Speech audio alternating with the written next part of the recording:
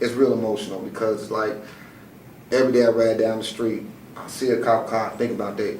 I wasn't mad that they shot me. I was more upset because it was like, what have I done to you that bad to make you want to do this to me? When we moved, they cut me right here. So it's like real painful. And it's walking is hard for me. My left lung don't work that good. It's like low pressure. I can't stand long periods of time. Since 2007, out of hundreds of shootings of individuals from the community, there had only been 2 findings of them being unjustified. In 6 months, there have now been 3. I think that the trend of turning around the department and fairly investigating these shootings can set a very fantastic precedence nationwide. Why people are so upset across the country when there's a police-involved shooting in the community is that they feel like they don't get treated fairly. They feel like if this was an improper shooting, nobody's going to investigate it. Nobody's going to look into it. So I want to salute Sharon Fairley, the new head, on the job that she's doing. Just like lawyers like myself and like Danielle and other civil rights lawyers come forward and rally against an officer that does something unjustified in the community, we also have to step forward and congratulate and salute the Chicago Police Department when they do something positive. It's only fair.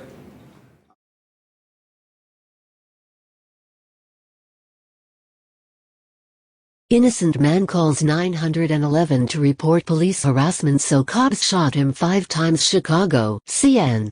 A black man shot 5 times by Chicago police officers after he angered them by calling 911. Sued the city for excessive force, claiming the officers weren't disciplined until months after a police oversight board found his shooting unjustified. On February 7, 2015, Anton Galat was stopped on the south side by Chicago police for a traffic violation. 3 other police officers, Jaime Guida, Harry Matthews and Matt Dircola, soon arrived on the scene, court records show. Galat, a black man, says he called 911 as soon as he saw them, because he recognized the 3 as the officers who stopped him 2 days earlier. In that stop, the officers allegedly dumped his pizza on the ground and made him stand barefoot in the snow while they searched his car. Unhappy with Galat's call, the officers began swearing and pointing their guns at him, according to the complaint filed Friday in Chicago federal court. Plaintiff lowered his driver's side window in an attempt to communicate with defendant officers, to no avail, the complaint states. Defendant Guida then stood on the running board of plaintiff's car, grabbed the inside of plaintiff's driver's side window, pulled, and shattered the glass. The officers then opened fire, shooting him 5 times and barely missing his vital organs, according to the lawsuit. Galat says he still has bullet shards in his body that doctors were unable to remove. Galat was charged with aggravated assault on the 4 police officers with a motor vehicle, charges he claims were trumped up to justify the shooting. Read more. SFPD cop caught on camera trying to throw man from his wheelchair, while fellow cops watch 3 days after the shooting. The Chicago Police Department updated its policy on use of deadly force, prohibiting officers from shooting at moving vehicles if no other weapons were being used against them. Galat was acquitted of the accused crimes at trial. The Independent Police Review Authority also found in July that the officers used deadly force without justification. Nevertheless, upon information and belief, the City of Chicago and Chicago Police Department failed to adequately investigate the shooting of plaintiff or impose any discipline on any of the defendant officers until December 2016, almost 2 years after the unlawful shooting, the complaint claims. The Chicago Police Department has come under intense scrutiny since December 2015 when the release of police dashcam video showed the fatal shooting of black teenager Laquan McDonald by a white officer. The video sparked protests and the resignation of Superintendent Gary McCarthy. Image http://pixel.watch/QUT7 A police accountability task force created by Mayor Rahm Emanuel after the McDonald video went public found that the city's independent police review authority, charged with investigating police misconduct, is only nominally independent and almost always finds in favor of the officers, although not in Galat's case.